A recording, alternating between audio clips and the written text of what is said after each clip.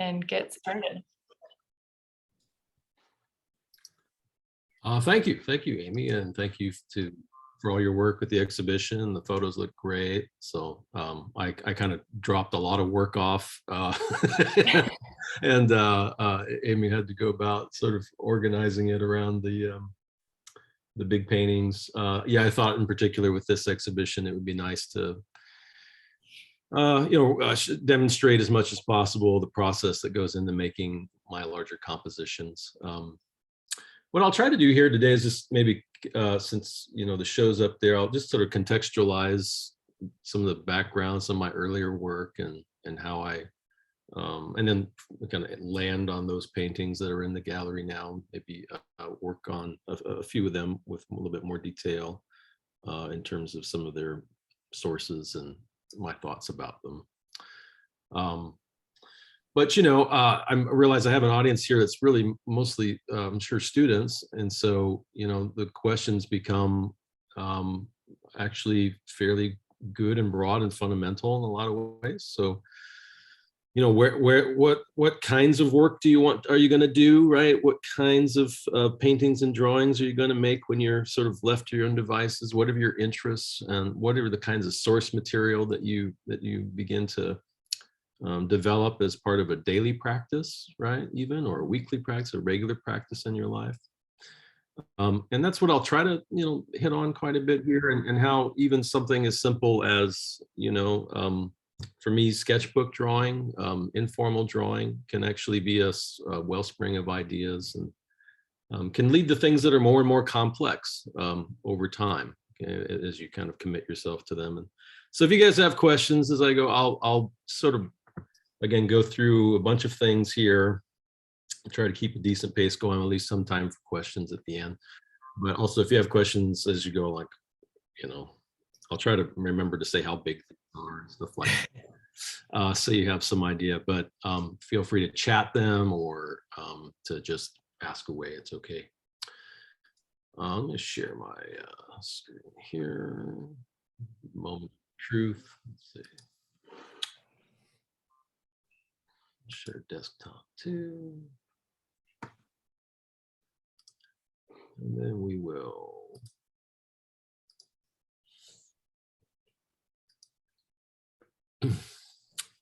All right, so that coming across, you should see a big image of me standing in the middle of clutter. Okay, good.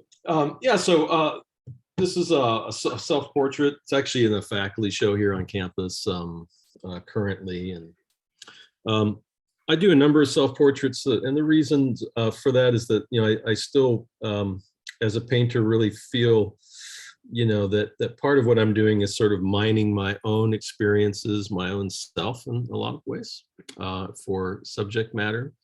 And so painting is a way for me actually to, in some ways, manifest my own sort of inchoate feelings about the world, right? About the experiences that I'm having, and that we're having, maybe broadly socially, but also my perspective on them.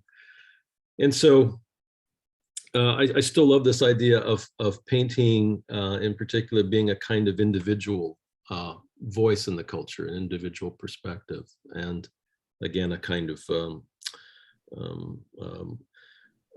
discovery of the self and our own experiences, our experiences of ourselves and others, and events. And so I'm also an observational painter, right? So I painted this from a mirror in the studio, and this is my self-portrait with a canteen. This is oil and everything I'm going to show you is oil on canvas, unless it's a drawing. I maybe show a watercolor or two. I'll try to note those.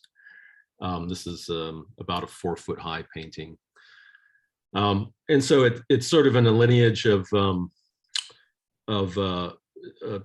sort of pretentious self-portraits, that actually goes back a long way. One of my, just as Amy said, my background is sort of dual. I'm a painter, figurative painter, but I'm also very interested in art history. I have an advanced degree in art history. So I think a lot about art history in the studio, probably in a way that maybe is more, direct, intentional, concrete than some other artists would, because for me, that art history is just a wellspring of ideas and sources. And so this is me in my garage, and this is me in my garage. Those paintings are separated by probably 10 years or so, or maybe at least 8 years. So often when you're bored in the studio, you come back to, you've always got yourself with you. So I'll launch into one of these kinds of introspective paintings. And the idea of, painting, the act of painting, or the painter as a kind of, in this one, perhaps a kind of heroic individual. This is a canteen I have here from World War I. Actually, it's kind of a family heirloom. So in this, I'm thinking about artists that I like a lot. So this is not my painting. This is Manet, right? So here, again, looking at himself and actually in some ways demonstrating the act of painting through his approach here to the facture of the image. Or artists like Lovis Corinth, who's an German expressionist painter from the early mid-20th century, mostly between the wars. This is painted in 1918. He did a number of self-portraits that sort of allowed him to sort of dress up and play, again, the role of the painter or the role of this kind of a hero in this case. So I was trained figuratively, so I was very fortunate. Both Amy and Matthew and I were fortunate to know some of the same folks in our graduate education. And so during my MFA, I trained with a couple of realist painters, UG and Dominic Cretara, and both very, very valuable for me in my development, because I was able to spend a lot of time with the model, with people that could help me understand anatomy and the ideas of figurative drawing. And I still teach those things on the regular here at Biola too. And so I've had this lifelong love of picturing people. I mean, some of my earliest memories are of drawing, and it's just sort of been relentlessly this picturing of people and of landscapes, actually, of places. And you'll see quite a bit of that in the portfolio too. But I just sort of never stopped that, right? In the sense that love and for depicting the people in my environment and the places that I'm living in, observing or visiting, has been a continuous sort of growth. It's just become more complex in many ways.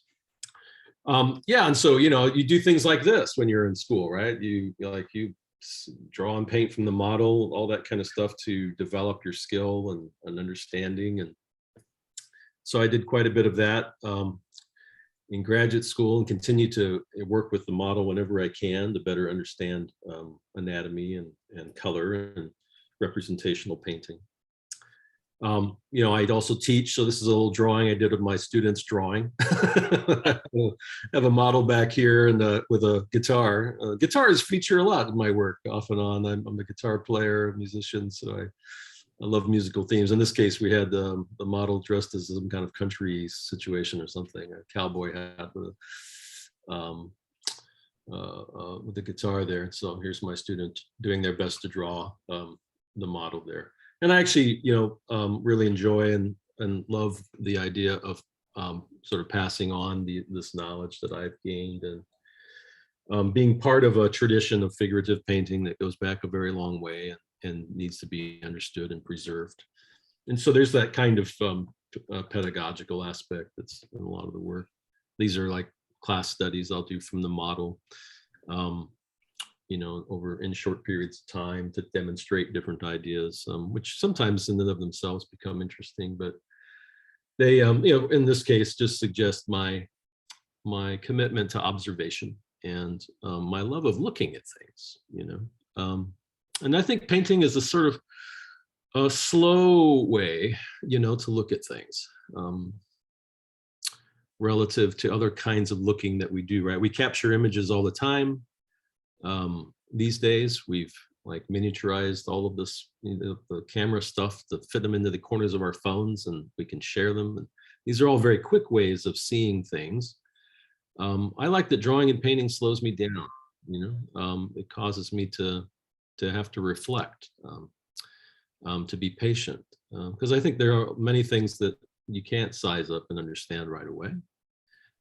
immediately, right? That we need time for them to disclose themselves to us. And the culture doesn't often allow us a lot of time, right? It's like on to the next thing and share it quickly and move on. And and so some of the slowness of this process has always intrigued me. And my students, of course, end up being figures in my paintings a lot because they're just sort of around and they're willing accomplices in the work. And so these are portraits of students I've done over the years. These are some earlier ones. Here's some later ones that actually, one of which I think is up there right now too, because I used my student's head over here as in one of the paintings. So this is all observational work, even like, drawings like this. And of course, then the question is, what are you gonna do with these things? And I did several kind of early experiments in figuring out what sorts of paintings I wanted to make, what the themes were going to be. Some of those kind of sit in between things like portraiture and narrative painting or things like that. A lot of my work kind of hovers in between genres, sort of intentionally. But this is a portrait of a couple of young boys that were sons of friends of ours, and so ended up doing these studies and reconstructing some sense of kind of the light in their living room. I'm really, again, a student of light. I teach painting from a standpoint of trying to understand light and its effects. I think of light as a really profound metaphor in the work, and issues of time of day, or the way that light acts in terms of understanding mood and form and time, temporally. These are all concerns that I have that have always been present in the work. So some of that's driven me to do lots of outdoor painting too, that love of light. So this is for a while I was hanging out, in Southern California here during the early years of my sort of professional life as a painter. I was hanging out in train yards a lot. I found myself, for whatever reason, attracted to these spaces that were sort of had these elements of industrial urban environments, right? Like the trains are like 19th century technology, and they still kind of run things and run through the landscape. But they also, offer these spaces of like natural landscape as well. You can actually see the dirt, in Southern California. Just finding empty lots that aren't converted into suburbs or something is rare.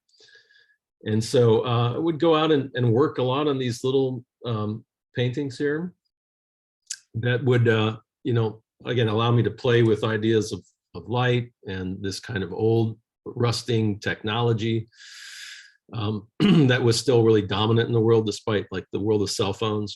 We all click on our cell phones and we expect things to get to our door very quickly, and it feels very seamless.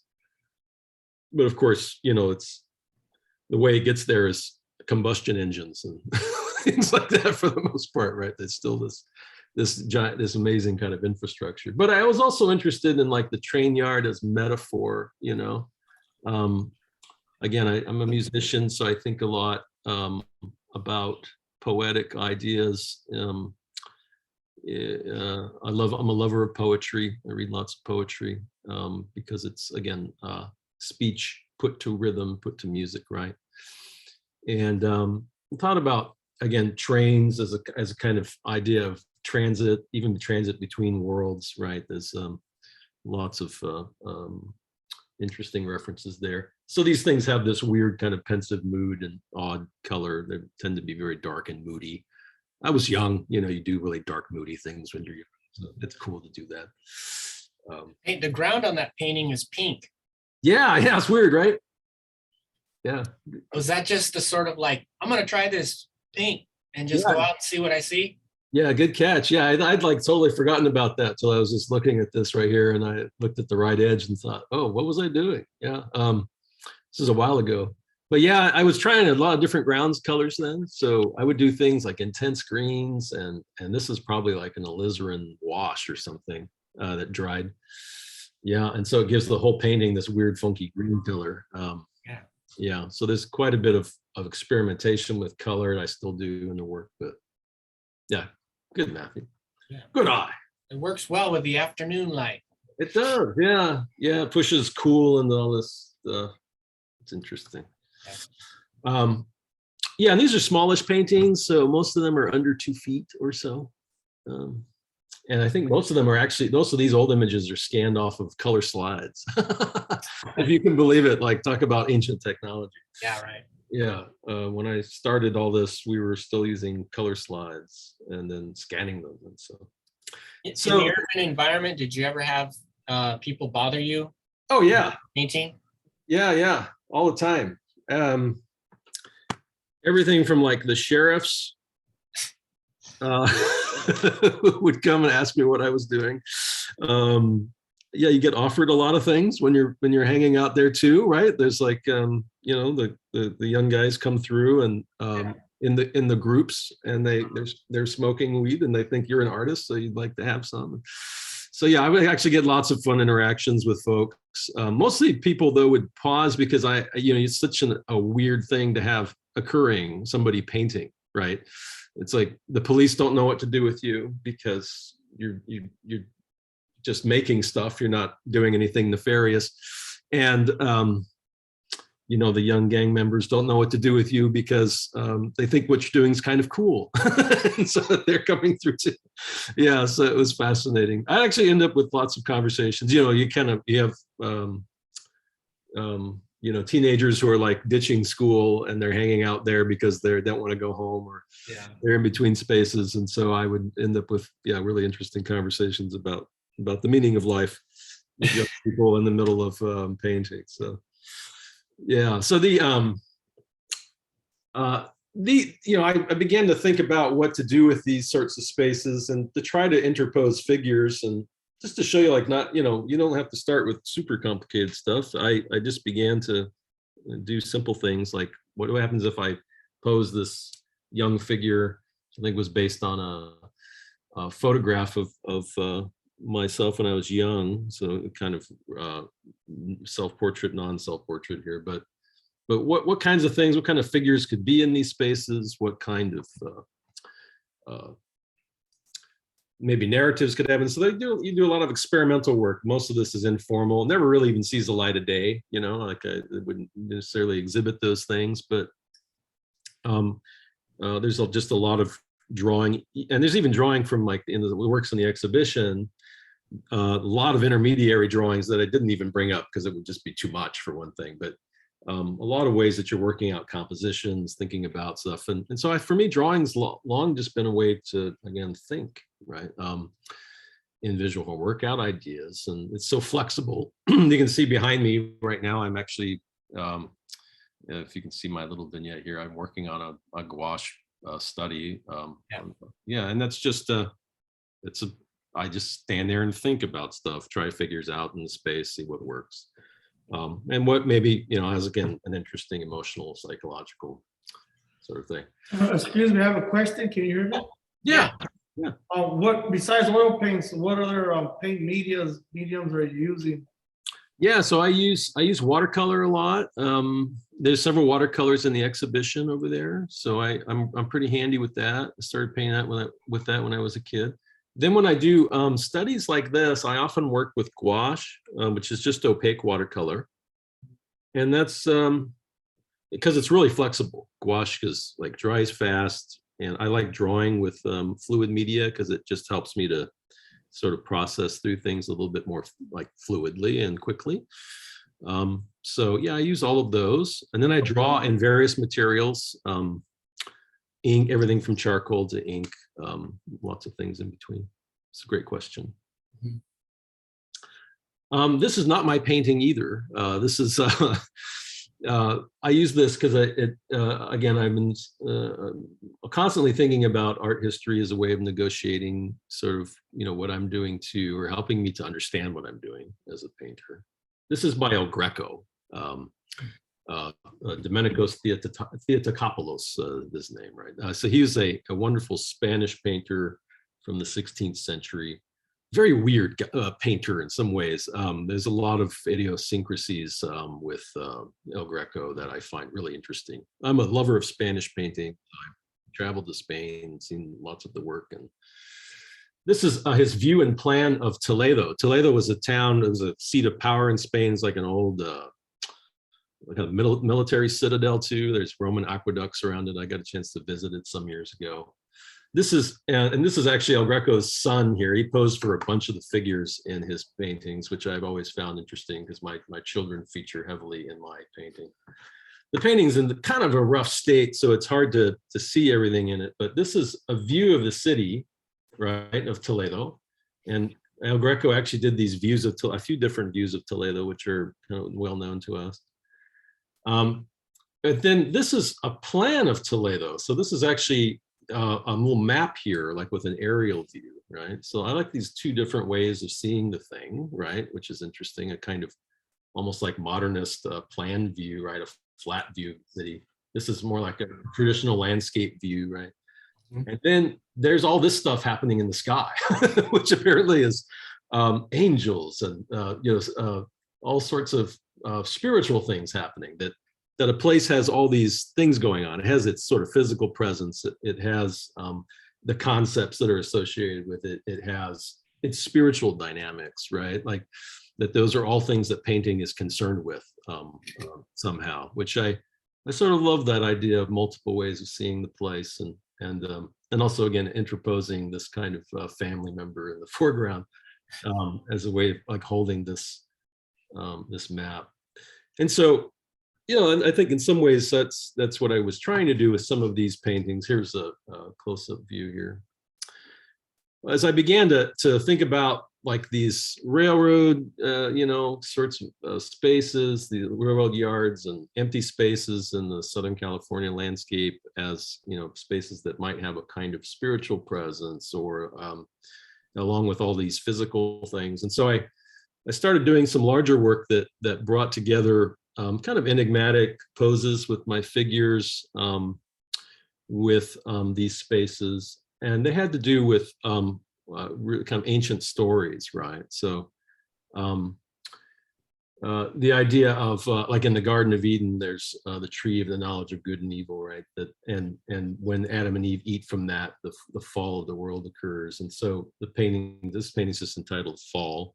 And it's a meditation on a female figure. And I'll kind of go back and forth between thinking about male figures and female figures for a while in the paintings. Again, as part of that thinking about those kind of ancient roles and stories. But so my wife is generous in posing and all of this, so I was able to use her as a model for many of these works, and good model. And so this is about 5 feet wide, this painting. It's based on a number of the studies that you've seen there and extrapolated out, and then the figure and the tree put together as a way to kind of meditate on the figures. Again, on that story, but also what became important to me was sort of the figure's relationship to the ground. Again, in Southern California, you don't have ground, but you have cement a lot.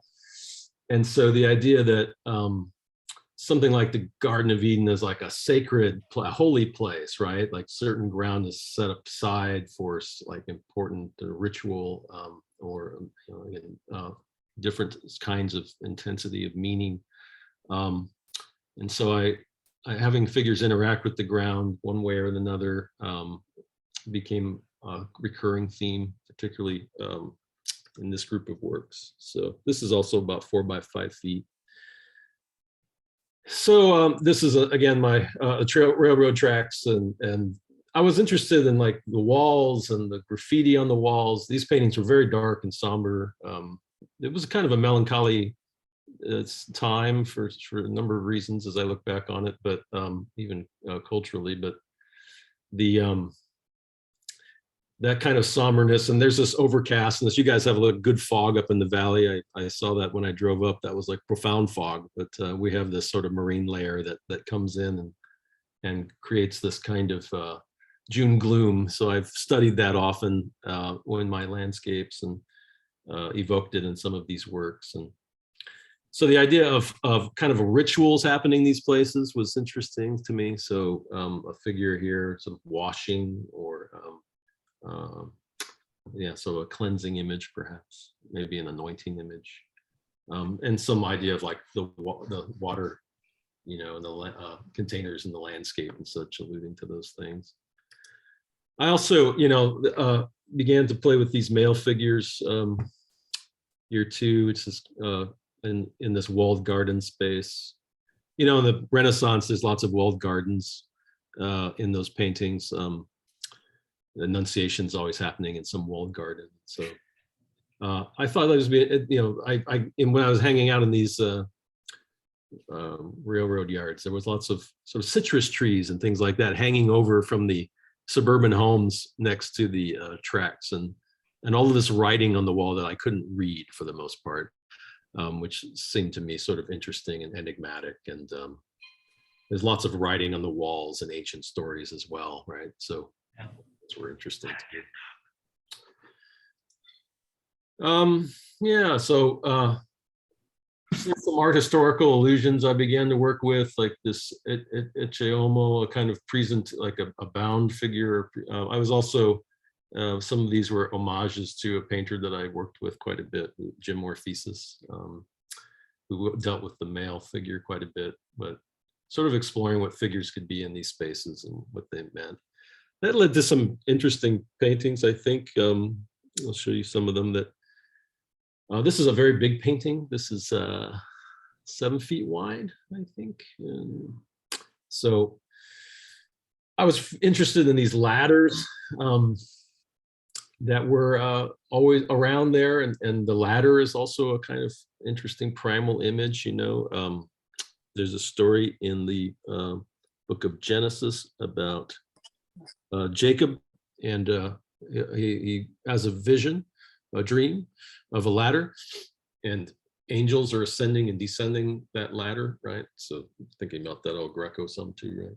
And so he has this vision, and then he gets up and he does a quizzical thing. He anoints the ground, so, right? This place is holy ground because he's had a dream there.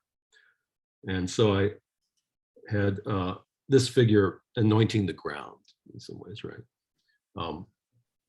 While also having these side panels with the ladders that I just took from the sides of the, you know, visually from the sides of the oil cars, you know, in the railroad yards. And this little view back out here is just the view across the street from where I lived. There was conveniently 3 palm trees, very Southern California. So I thought that was an interesting sort of idea to have in the background. Yeah, we talked about some of the kind of male and female images that I was working with. This was a again, one of the sides of the train cars that I had been studying, Boise Cascade logo, paper company logo, I think that is. So it's a sort of stylized tree, you know. Getting back to that El Greco map, you know, fascinated by these kinds of emblems that happen, signage that happens in urban space. And so this is a figure anointing the ground, and then yeah, a young me posing for the figure, essentially writing in the ground, which is has several sources for me. Jesus famously writes in the earth. There's another, when the Buddha is one of the things in the mudra is him pointing to the ground to testify, like the ground will testify essentially of his holiness or his enlightenment, as well as he preaches. And so that's a kind of durable image historically. So coming out of those things, I continued to explore some of these ideas of like the male, female, in paintings that didn't really necessarily go anywhere, but we kept working with those themes. These are this is a large painting called Portrait of a Violent Man. I think I got up at the middle of the night one time. We were sort of on edge. We thought somebody was in the house. I picked up a baseball bat. I don't know what I was going to do with the baseball bat. You know, it's a sort of a guy thing to do, is pick up the baseball bat or something and walk around. And so I was interested in you know, the idea of a figure that had you know, and then like, since its head obscured, its intellect obscured, right?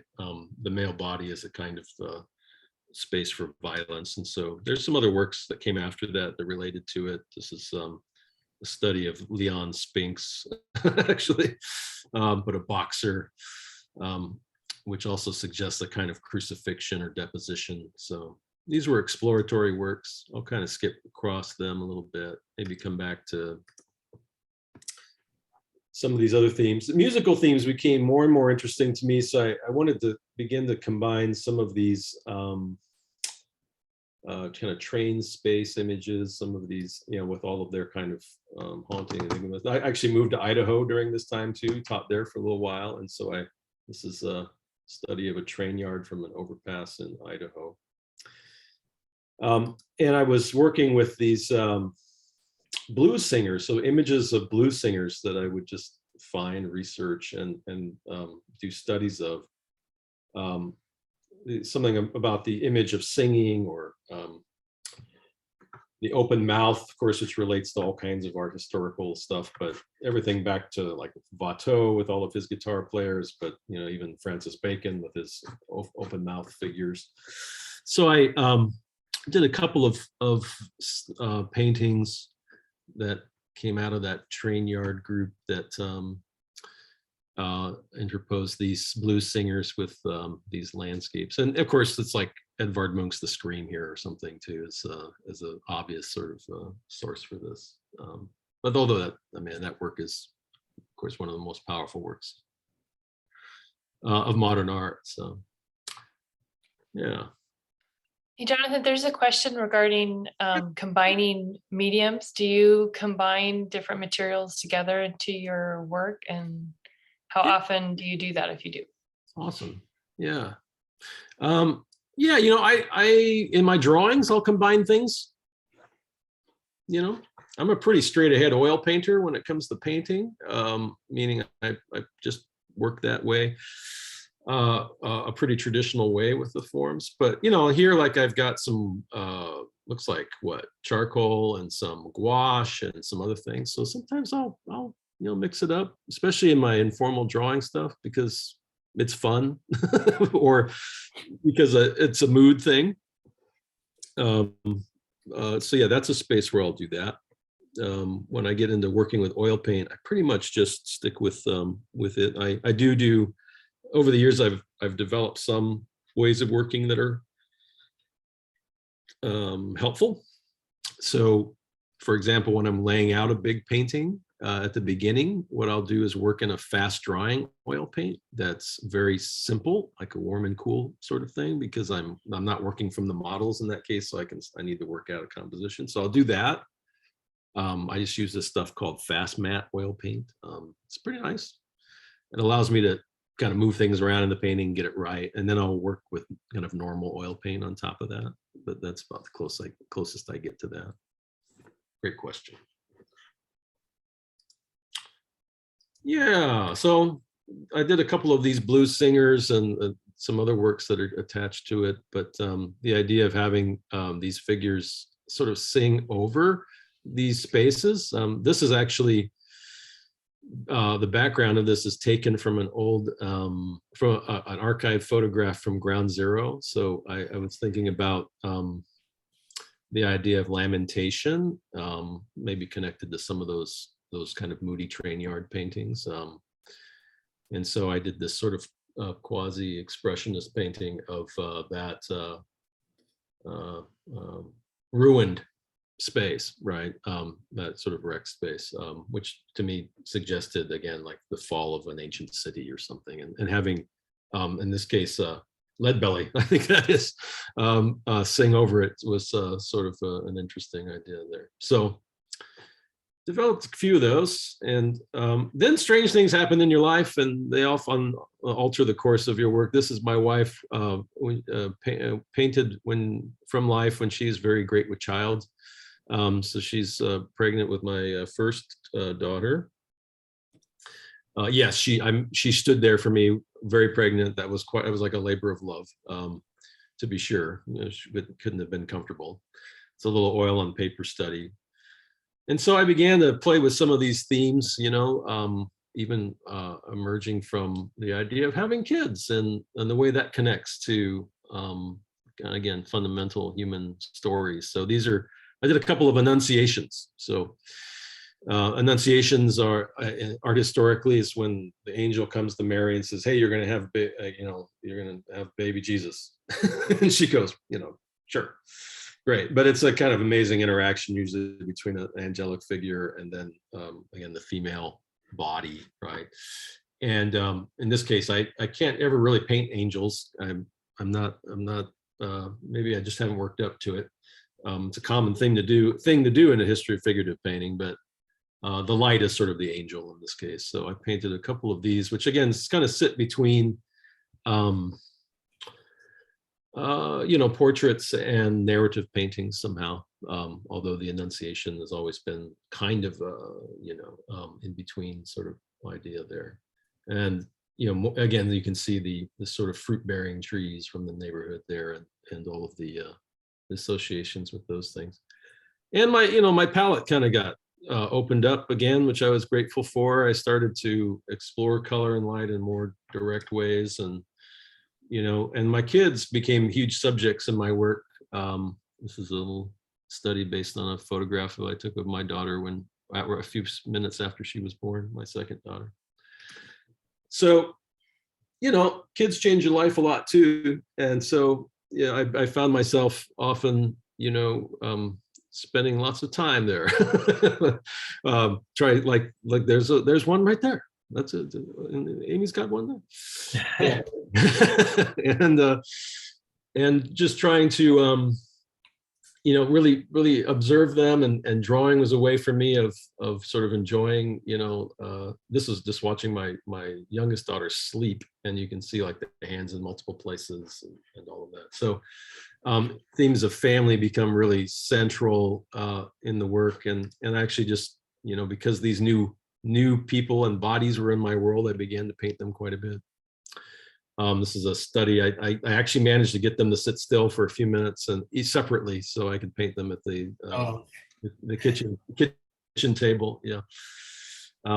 Very quick sketch. These are fairly large paintings, though. This is like 4 feet wide. They were wearing these dresses one day. I put them, and they were seated. I think they were watching something on television, so I could get a quick sketch and then the oil sketch. But I began to really draw a ton in my sketchbooks in a more kind of focused way in these days, like the kids, their friends. Again, as an extension of my my observational practice, and so that took off for a while, and as I did that, it was a way for me to keep making work, right? Because sometimes in your life, the only space you have is like your lap and a few minutes, to keep working. And so I ended up with this kind of litany of drawings of them and of friends and family and students. This is a student of mine, and of course myself, and here's my one of my daughters kind of reclining here. So these are all done on very small scale, usually in pen, because I like it because it forces me to sort of commit to the image, and also within a sketchbook, it doesn't move around or smudge or smear, so it's real handy. Sometimes I do more formal sessions if I wanted to explore themes. So I had a student of mine sit with a guitar here and did a series of studies of her head and whatnot, but also places, right? So this is another one of those train yards. This is a cul-de-sac up the street from my house, so I'll just go wander around drawing constantly and thinking about, again, the conditions of light, the space, some of the weird meanings of things, right? Like what is the sign that says end at the end of the cul-de-sac? Yeah, I know, right? You're sitting in your car? Yeah, on that one, I'm just sitting, sitting in I saw a little Honda Pilot, just put up the thing and sit in the back of the car and draw a little bit. Mm-hmm. Oh, in the back. Yeah, huh? In the back. You opened it up to use it like a shade, and then yeah. That's good. I paint outdoors a lot, so I know how to work out the logistics. So Yes. yeah. This is like, but a lot of them are just walking drawings. So I'll just walk and hold the sketchbook. The sketchbook's really small. So these are like empty lots, again, like spaces where nature is kind of doing its weird, unruly thing. But there's also like tires of broken down fences and stuff. I'll try to kind of skip some things as I realize we're at 12:44 already. But Well, Jonathan, there is another question. It says, on the topic of themes and meanings in your work, what usually is the process? Do the ideas sprout from sketching on location, or do they come first and then you apply the locations to it? Yeah, that's a great question, and I would say that it's kind of reciprocal. Maybe as I talk about a few of the day paintings here, that'll help a little bit. Oftentimes what I do is so if I'm drawing and I have a figure or two, and I maybe am doing some work in the studio, just thinking about those two figures, I might put them together, and then a theme will sort of be suggested by those figures, and then what I'll often do is sort of strengthen that. Like I might say, oh, what if I had a figure doing this or that might help, or what else do I have that will work on that theme? And so the earlier work that you've been looking at, often that was more driven by some stories that I wanted to sort of deal with. And so I would get models to pose in poses that I wanted them to pose in, that were more intentional. With the paintings that are in the gallery now, what I started to do was to respond a little bit more to my sketchbook material, and to think about the ways that some of the figures could evoke moods or themes. So for example, here's some wrecked up cars. So I live near a pick your part. You can like walk through there and cannibalize parts from old cars, and I thought, wow, these are fascinating sorts of ideas of urban decay, like they were once new and wonderful. I don't find new cars all that interesting to draw. I like them when they're like decomposing like this, right, in some ways. And so I thought, oh, that's interesting. And yet they also feel like open mouths, or they have this anthropomorphic quality. And so when I got into, I had sketchbooks that I was developing, and then I thought to myself, why don't you make some paintings that where the themes are, instead of specific narratives, they're like moods, right? And so I thought about Giorgione and this painting, which is this kind of strange painting still, I think, when you look at it. This is a little pastoral symphony, right? Like, what's the subject of this painting? It's a couple of naked women that seem to have come out of nowhere. It's it's the interesting feminist critique on this, and a couple of musicians sitting there. And we wonder if this is a real place.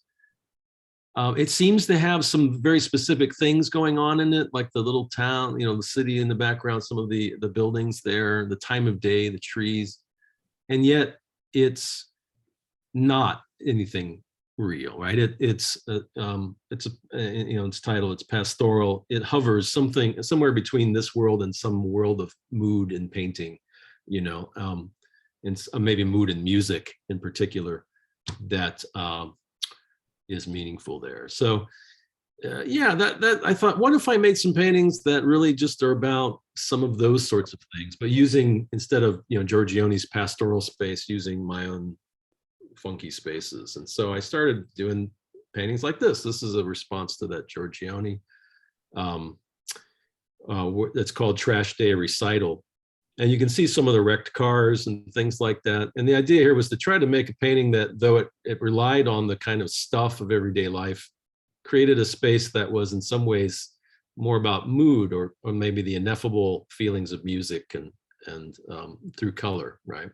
Things like that. So yeah, these were kind of a way for me to even critique my earlier work and some of its like heaviness too, with those themes, and say, well, can I make a group of paintings that don't have a clear narrative, but evoke mood and place differently? So I started to. These are all about 4 by 5 feet, or these are in the gallery. You can just go see them. So that's awesome. So take their measure yourself, as it were. So, you know, I had lots of drawings. So some of these drawings are in the exhibition. This is a study of my grandmother, now deceased, right? And so I try to put them together, but create a kind of mood in terms of the light and the color, and a kind of strange, surreal moment, perhaps. Like, you know, why on earth trash? Like taking out the trash. Like what motivated this painting originally was I was just bored, and I went out and did a study of trash cans. Right, that were like overfilled after Christmas or something. Good time. Sorry. That's a good time to do it. That's right. That's right. Yeah, all this kind of like waste, you know. Yes. And yet it's beautiful. Like, I mean, there's a strange kind of wonder to like the geometry, and they each have, just like those wrecked cars, a certain personality and character. Open mouths. Yeah, open mouths. You're right. Yeah, and so I, you know, putting them together here, I thought that was a kind of interesting set of themes. And trash day is a sort of like routine of daily, of like urban life. You know, you get the trash cans out there, you do this thing. It's one of the few kind of routines that bind me and my neighbors together. Right? I mean, like everybody has their own thing, like the Super Bowl and trash day or something, I guess, is, you know, in American life. Not everybody goes to church anymore. Not everybody goes to anything, you know, whatever it is, but we all take the trash down. So yeah, it's a strange moment. And so, you know, trying to find some moment of like pensiveness or reflection in the middle of that seemed to me to be interesting. Yeah, and you know, a lot of these are, you know, I'm also drawing graffiti on the streets and drawing wrecked up cars and drawing my grandmother. So these drawings, often I don't know what they're going to end up in. I just will keep them around. Some of them are like separated by years and years and years, and then they wind up together. So I thought, well, that was fun. I'm going to keep doing those. So I started working on these other things, trying to picture different times of day, and using day in the title. That was Trash Day. This is Independence Day. This is in the exhibition as well. All these are, and lots of the kind of subsidiary work.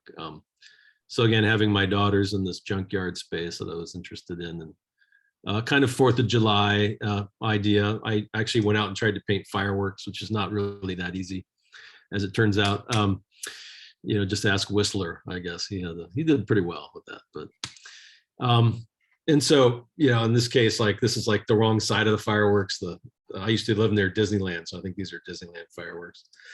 And so having that as a kind of space of, you know, independence, of joyfulness, and yet like incongruity as well. Again, the way that often we'll accept things in paintings, even if they don't make total sense, because the mood evoked in them is powerful. And we'll do that with music too, poetry.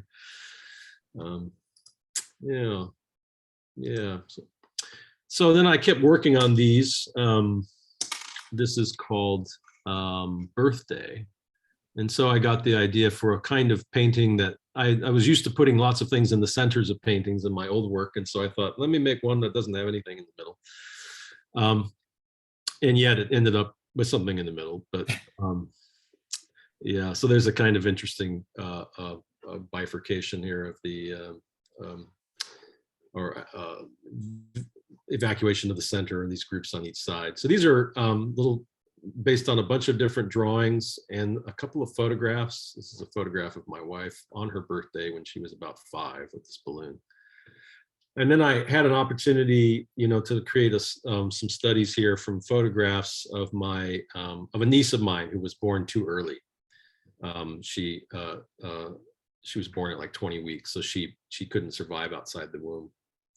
And so she died on her birthday. So I think there's a little study painting up there in the exhibition I did on that, just to sort of think about her. They knit these little caps for the preemies, so she had this little knit cap.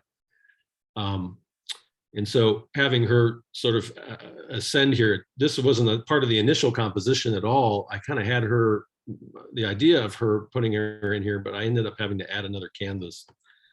This, of course, is based on this painting by El Greco, which is, here's this little, the soul in this case of this guy who's getting buried. It's called The Burial of Count Orgaz.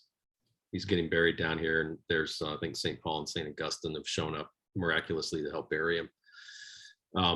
But the soul is symbolized as a little baby. That's his soul ascending into heaven. And when you get to heaven, things get really exciting, like form gets all warped and exciting up there. So that's kind of a low-key homage to El Greco, but the painting's called Birthday. So another one of those rituals of daily life. These are some of the studies that, you know, work their way into that one. I thought Park Day, you know, we actually homeschooled our kids. And so one of the things that you do is like, you go to Park Day.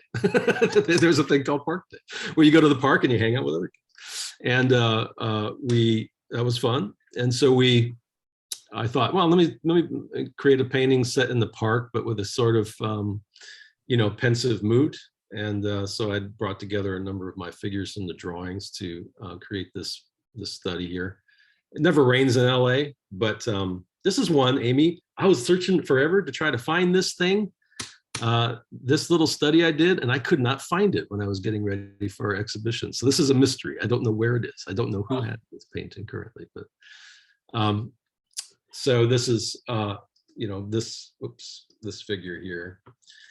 And so the idea of kind of mothers and children and intergenerational figures too. This is an older gentleman that I know in the back there looking off in the distance. The trains made another appearance back here from the old sketchbooks. Yeah, so Labor Day, the idea of some kind of backyard space as another kind of routine of, or ritual of, you know, life in contemporary American society.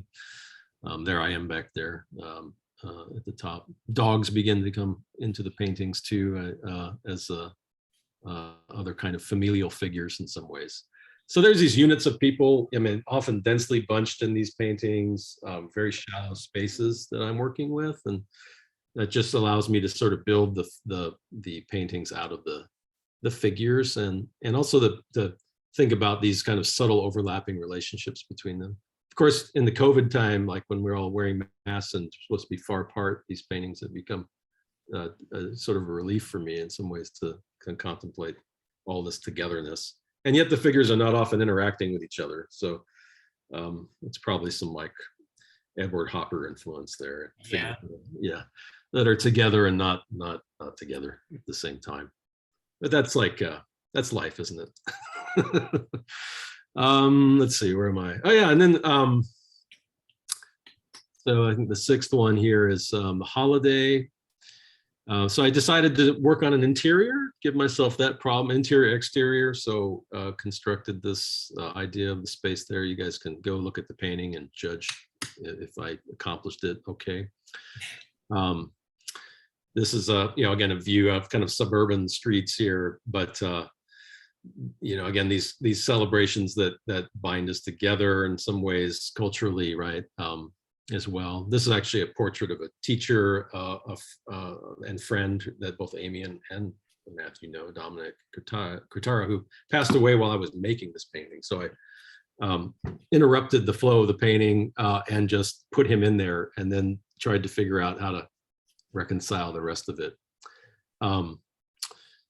around him. And so often there's like, again, things that are happening in life that I feel like I need to respond to. But all of that specific stuff has to get locked into these structures that I think are meaningful art historically. Again, to, you know, you can see like a lot of the ways I'm centralizing forms and things like that to create these kind of geometric structures that are very solid. And lots of things painted. I had to paint the sort of chaos of my Christmas living room or something with a rather sad little tree we had that year.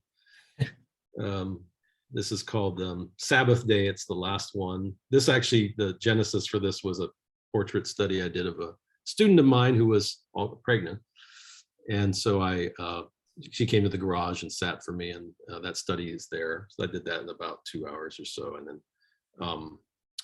that became the kind of central figure for this painting. And of course, what's happening here is there's a kind of almost like a Virgin Mary sort of thing from art history that's emerging here, especially with the blue cloak. And so despite my efforts to move away from some of those narratives, they've all come back anyway, along with these musical themes and this sort of Giorgione-like space. There's a lot of other references in these that I could unpack with more time, but I'll just leave it at that. I have a whole ton of like landscape work, other things that I could show you, but that's like multiple parts of the practice that maybe are less germane. I'll show you, maybe. What is the chain link reference? You like that chain link? I love it. I was telling my students about it, and because you had the little sketch of like details of like the chain link movement. Yeah. And from your drawing, and then they appeared in the painting. Yeah. There's a painting study, and the chain link fence isn't there, so then it comes in the final composition. Yeah, it's true.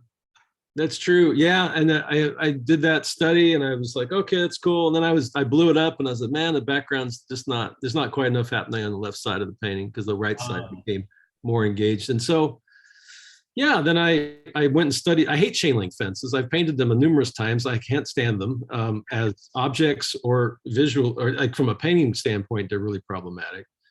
And yet they're everywhere around here, and often they're busted, like the one in the painting here. So I thought, oh, let me put this sort of barrier that's being like disrupted here, and it was starting to get kind of fun to paint some of these weird lines, especially when they got away from the geometry of the thing. Yeah. So it was just, I did the drawing based on of a chain link just up the street. It was like an empty lot that it was decaying. So I was like, oh, there's one, and I grabbed it and threw it in. It was part of my facing what I don't like, what I find ugly in some ways. Facing your fears. Yeah.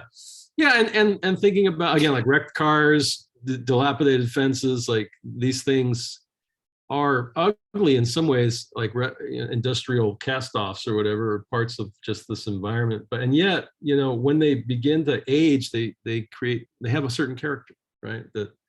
That becomes more and more apparent and sort of part of their history and part of their interaction with human beings. And so I'm just fascinated by even the character of inanimate stuff. Yeah. Well, I think everything in the world is so rich and interesting and given and full of meaning, and my job is to look at it. That's one of the painter's jobs. So anyway, I have a whole kind of rich landscape practice too. That part of that I won't get into it very much because of time. But Matthew, here's for you. I know you like you like the Sierras, so there's a couple of. We should follow up on that in more detail. Yeah, I want to ask you about landscape. Yeah, but that would be like another hour, so we'll stop. Yes. I guess the moral of that story is, let me stop sharing here. I'm not going to share anymore. I always like saying that. Now, go ahead, Amy. I was going to say, I do have a question regarding sort of the subject matter, or the more so, I guess, the undertone, religious sort of undertones. And it's something that I feel like, I constantly am reconciling in my own work. Yeah. That there's always this sort of religious undertone that I feel is sort of subconscious in its beginning, but then becomes very apparent as I'm making my compositional choices. Do you feel like that's something that, because you're constantly looking at art historical references, or is it both a personal and professional bridging, or can you just share a little bit more about that? Yeah, I'm a deeply religious person, so I sort of think in those rhythms. Was raised by in the home of a pastor, and teach here at a Christian university in La Mirada. So I think about those stories all the time as ways of not just as historical curiosities, but things that organize human life. And I'm also familiar and admire other religious imagery. I teach classes that move into Buddhist and Hindu art, and I think about some of those ways of picturing in those religions too. I take them very seriously as a religious person, right? You then engage other religious ideas with great seriousness as well, because you realize how much they mean to people. And being a student of the history of painting, right, you realize that there are these really powerful ways that these things have been figured and depicted, right? and that those things are really like powerfully organizing. They sort of haunt almost everything you ever do as a painter, right? Even if you're not really that interested in them, you have to reconcile them. So one of the great conversations I had with a teacher of mine who was not a religious person per se was that he said, I'm not a religious person, but I have to reconcile the fact that, like, I have to believe in it pictorially, right? As somebody who makes paintings, I have to believe in it as a way of thinking about painting and a way of visualizing that then I'm responding to. And I thought, wow, that's challenging. And I think in many ways that's true. And there's, of course, lots of things to critique about that history too, right? As well.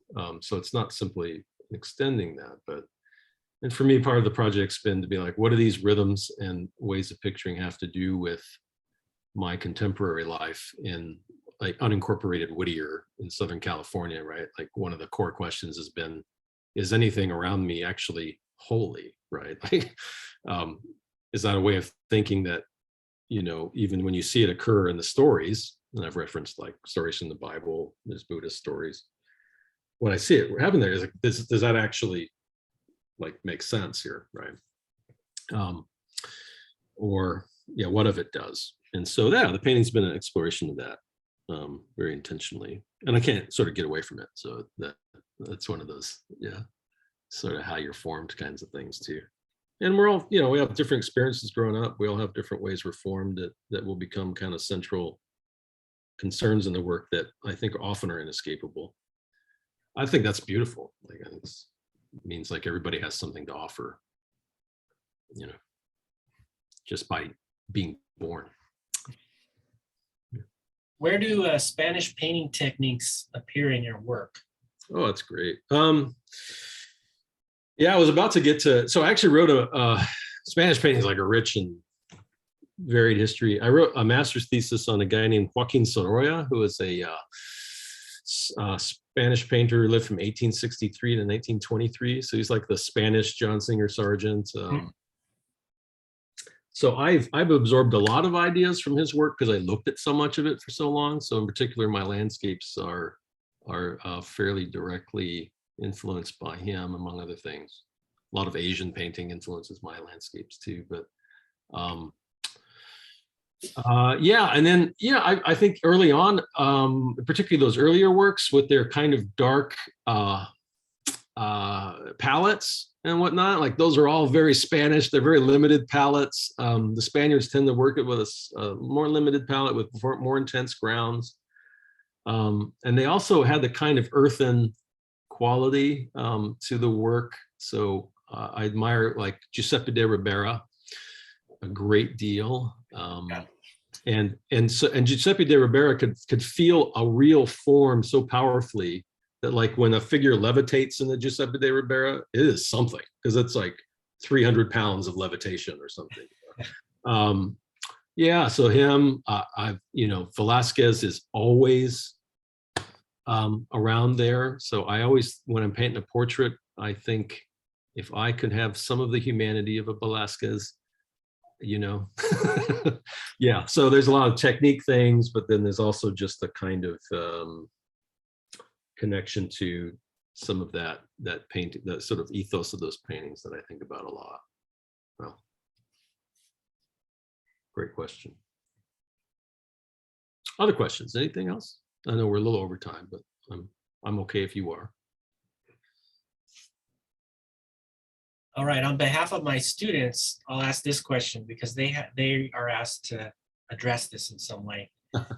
Value contrast is something that seems to be like woven throughout every drawing, every painting that I've seen in your work.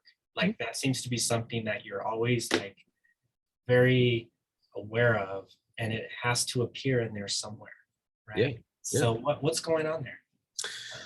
Yeah, well, so the basic organization of just about any 2D work of art is intimately tied up with value or light and dark contrast. So when you're talking about color, of course, it's one of the three essential contrasts you have to think about. Value is right, the light and dark, temperature, warm and cool, and then your intensity and neutrality. That's how you tell the difference between similar colors. Yeah. And so, yeah, it's because it's so deeply embedded with the any idea of color. It is possible to create spaces in paintings, differentiations of space in paintings without value contrast. Yeah. But it's always easier to say that that's possible than to actually accomplish it. It's really hard to accomplish. And so, so the Impressionists did some of those things. But yeah, still, for the most part, your light and dark is going to be sort of the bones of your painting for the most of your composition for the most part. So you always want to be conscious of that, where your darkest tones are, where your lightest tones are, how you're organizing, how many values you're managing, across the structure there. Right? And when you start off, you're like, hey, if you can govern like manipulate 5 values on the scale, right? Then you're doing something, right? Very advanced painters can differentiate, maybe 30 or something. And so yeah, but when you're starting out, even just thinking about those basic, maybe 5 or 6, and my work is actually not, the structures I work with ultimately are, in my paintings are still fairly clear and geometric too. And so I think a lot about, when a plane moves from light to dark, how to manipulate that. I tend to work with lots of strong light sources in the work, or try to emulate them. Remember, I'm like inventing that light for the most part, inventing that color. So, but sometimes I challenge myself to do things that are like, if you go look at Park Day, it's a little bit more homogeneous, like the values are more subdued, so the contrasts aren't quite as great. So. Yeah, thank you. There's a question regarding what is your typical color palette you use? Like, do you limit your color palette, or do you have a large selection that you choose from so you don't have to mix your colors? What's your palette kind of setup? Yeah, that's a lovely question. Early on, I was doing a lot of limiting. These days, I don't.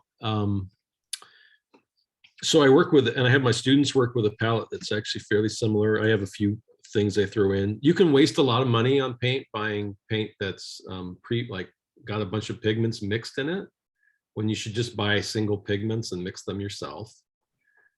So a palette I use a lot is just some warm and cool colors of the primaries, warm and cool versions of the primaries, and meaning they're impure in different directions. So I'll use like titanium white, cadmium yellow light, cadmium yellow medium or deep, cadmium red light, cadmium red medium, alizarin crimson, ultramarine blue, phthalo blue. Black and white are always there, typically, and ivory black and titanium white. Titanium is a fairly easy white to manipulate. And then, so warm and cool versions of each primary. Yeah, and they're moving different directions around the color wheel each time, so you can use them to mix. Like the cadmium yellow light goes toward blue, so you can mix a more intense green. The cadmium yellow medium moves toward orange, so you mix it with the red light, you get a nice orange. That way you're basically working with really intense sort of tertiary, colors, but so that you can mix all your secondaries and all of that with and tertiaries easily in either direction. And that's what I have my students work with, get them used to working with that. Those cadmiums are really intense. They have great tinting strength, which means they hold up when you mix them. So yeah, you could pretty much paint your whole life with that palette and not encounter too many problems. There's a few other things I throw in. When I paint in landscapes, I throw in a phthalo green because it's a little easier. Yeah. To mix. Out of control on you though, huh? You gotta be careful. Yeah. Phthalos will take over everything. Everything that they touch, so you got to be a little careful. But yeah, I think I've learned to manage those phthalos over the years. They tame them. You just want to add an ounce of them to a pound of anything else. So yeah. but it's a great palette. I can also, send that to Amy too, and any of that stuff that you guys would like to distribute. And so then I just, yeah, when I work outside, I might select some of those things so I don't have to take everything with me. But, sometimes I won't need both reds or both yellows. I might just choose one. Yeah. Yeah, that sometimes I'll leave one of them behind just for convenience, but. Have you ever tried, it's referred to as a Zorn palette, although it is gone back way, way back, where they use, some, like, I don't know, it's like black and white, okay, and you mix a certain kind of black with white and it looks bluish in context. There's like one red. Yeah. What is it? Usually vermilion or. Yes. I use cadmium red light. Yeah, this is painted in that palette. Right. It's super limited, and it really embraces black. Yeah. And I've always tried to keep my students away from black as much as possible when they're learning. Yeah. When they get enough knowledge of color theory, then, okay, go with it, but you understand where it comes in. Yeah. But yeah, so I want to hear your experience with that. Yeah, I mean, of course, what we refer to as black is in fact not really, right. It's dark blue, usually, and usually very neutral blue. Most of the things we call black, and ivory is the most typical one that we use, and it's it's a warmer blue than some, but it's still blue. Yeah. So when if you really just want to play with value, again, this is like a pretty limited and dark painting, but it's done with yellow ochre. I think I used cadmium red light in place of vermilion, because they occupy a pretty similar place on the color wheel, but cadmium is more readily available. And I find that it's pretty useful, particularly if you're going to paint on a red ground, like a Venetian red ground, red iron oxide ground. Then the blue can be, the ivory black can become blue for you. So if you put that like a black and white mix down on a Venetian red ground, it becomes bluish. And so I find it nice to sort of manipulate there, because I can actually still do quite a bit of warm cool action on it. It's a very easy to manipulate palette because it's impossible to come up with a non-harmonious color scheme, so that's helpful. Interesting, because the black and the white won't do that on a white canvas. Has to have that red ground. Has to have the red ground, yeah. Your ground color is important. My students very rarely do I ask them to paint on a white ground, because it's really not useful. It's an extreme value, so it's real light. It's an extreme temperature because it's super cool. And it's an extreme intensity because of how neutral it is, right? So like it's way over there. So anything you put on it is going to look too dark. Yeah. It's going to look too intense, and it's going to look too warm. So you're just going to end up killing it to accommodate it to the white ground. So we usually use like a burn umber wash. That's helpful. But I also have the students paint on a red earth ground, so like a Venetian red. That goes back a long way. Like Rubens was painting his canvases vermilion before he painted on them very often, because it was readily available. Yeah. And he liked it better because it was more dynamic. And he's such a wonderful warm and cool painter if you see his work. Yeah, and then also I use a gray. So and a lot of the Spaniards would paint on with a palette very similar to that Zorn palette. They didn't have a lot of intense colors because they were like vegetable and they weren't permanent. And so they would, they work on a nice red ground, which would allow them to get a little bit more contrast with the black, because the black was the blue. Remember, most of our history, blue is really hard to come by. That's expensive. Yeah. Azurite, small, yeah. If unless you had lapis, like you knew you had a rich cousin, your patron could get you lapis, then you just didn't have any blue. Like Rembrandt had no blues that were worth anything. He had azurite and small. It's pretty useless by today's standards. So Yeah, now we have cerulean blue instead of azurite. That's right. Yeah. Yeah, it's so nice. So It is. nice. Yeah. Yeah. And I find like if I work with ultramarine and phthalo, that because of how dark they are and how they hold up, you can solve a lot of problems, but you can throw cobalt, cerulean, a couple of others in there too that are really useful. Was there another question somebody had? Let me see. Yeah, when drawing your objects, do you tend to draw in detail before painting, or do you draw the basic shapes and go into details in the painting process? That's another great question. Yeah, these days, so I actually the other stuff I didn't get to quite is I've been painting like potted plants lately and things like this because during COVID I was like at home, so I was like, all right, potted plants. Yeah, I guess when it depends. So when I'm painting from life, most of the time I'm not doing a real detailed drawing. I'm just doing a sort of preliminary drawing to figure out sort of where the major forms are. And it's often fairly minimal. Now it helps that I have tons and tons of experience drawing. And so often with my students, I ask them to do a little bit more measuring and things like this early on to be conscious of it. But yeah, so there I'm often just drawing and painting simultaneously.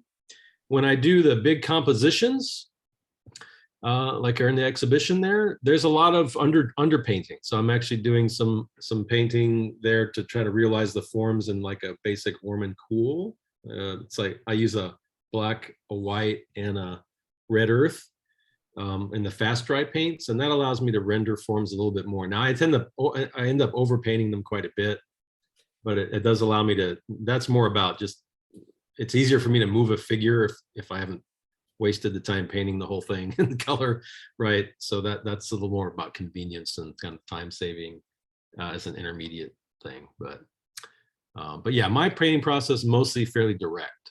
I do teach glaze painting from time to time, which does a lot of rendering before you paint, but I don't use that much.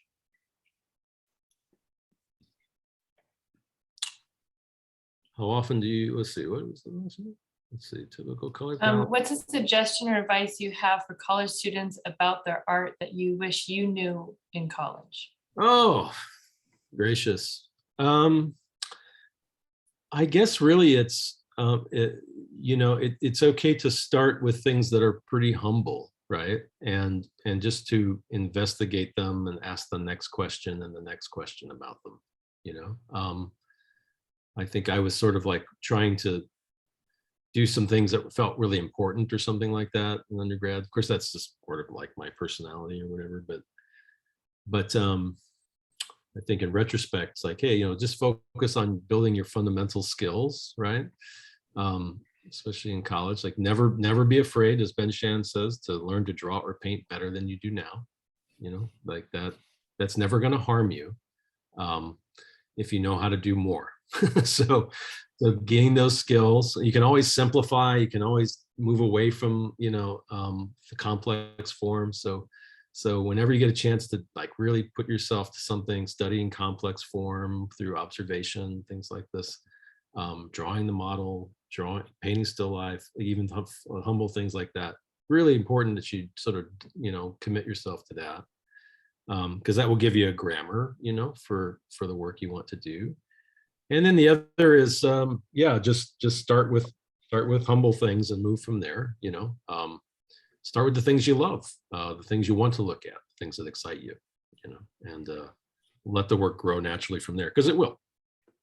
It will. If you're faithful to it in some way, right? Like the next question's always there for you to move forward with. So there you go. That's a very clever setup you have there behind you with the board for drawing on, and then these little ledges on either side for putting references or tools. Yeah. Tell us about that. Yeah.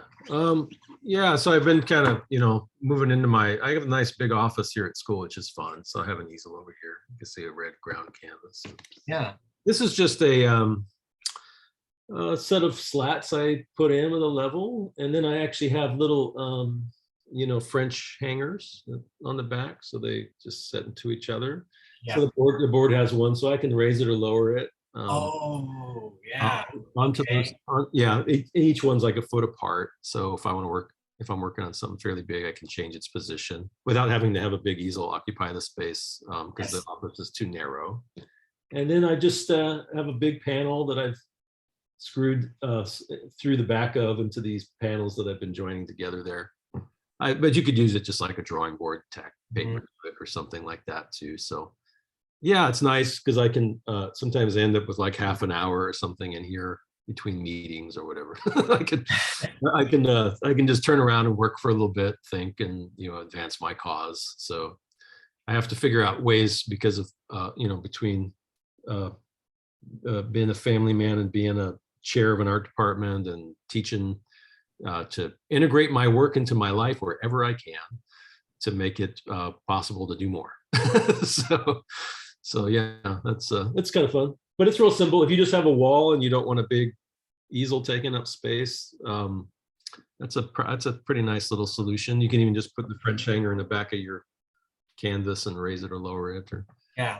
Yeah, and the ledges end up being nice for propping stuff there, or I use artist tape on the wall. Yeah. Being a family man and a chairman and everything, how do you personally keep yourself engaged in creating, just every day? Is it like a rigid structured practice, or is it just kind of when the mood hits? No, that's great. Yeah, if I waited till the mood hit, it might be long intervals. Yeah, when in normal times, these things I've been showing a lot this year, which has been kind of different. It puts uses your time differently. This is my second show in about 3 months here because COVID sort of back shows up together. Yeah. But yeah, in a normal kind of situation, I at least try to get an hour or two in every morning before the onslaught of other things. Usually once I sit down and open up the email, then there's endless sorts of possibilities for work I can do for the university. And then when I get, home in the evening, try to, be engaged with my family and there. So yeah, I usually try to carve out some time daily to work. Sometimes it's like, hey, I got an hour in, great. That accumulates. And then, on my off days, Friday, Saturday, sometimes I can carve out more. I have a routine of going out to paint someplace Friday morning because then I'm hard to find. Nobody knows exactly where I am. and I can get out and paint some landscape and do that stuff. So yeah, I have definitely a routine that I have, it's not inflexible, meaning sometimes things get in the way of it. But if I know that that's the routine, then I'm there. And even if I'm just standing looking at the thing or, like taping paper to a thing or manipulating something, that's okay because it's centering, gets me back in touch with the work. Because the harder, often for me, like the longer you are away from any of it, the harder it is to get back to it. So yeah, so it's really important for me to make a routine and have that. Plus my brain, it sort of goes 40 different directions at once. So routines are calming to me. Yeah. Amen. Thank you.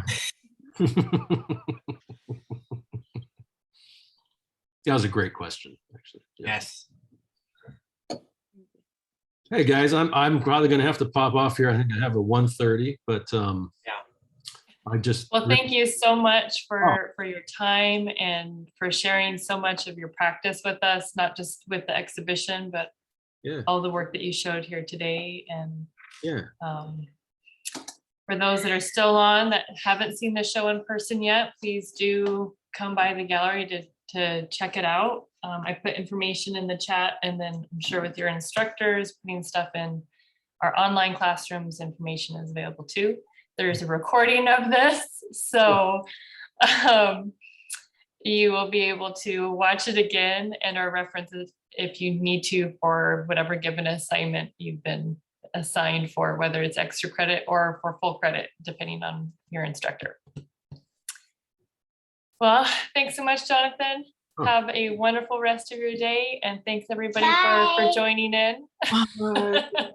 It's been an honor. Thank you so much, and for all your If you work. don't remember my name, My name is Leland. Leland? All right, Leland. That's a very fine name. I like that name. Yeah. And soon you can come over to our house. It's super duper fun at our house. Oh, wow. I'll bet. I'll bet. We have so many Okay. toys. Okay. That I love toys. Right. Thank you so much. Bye-bye. Bye.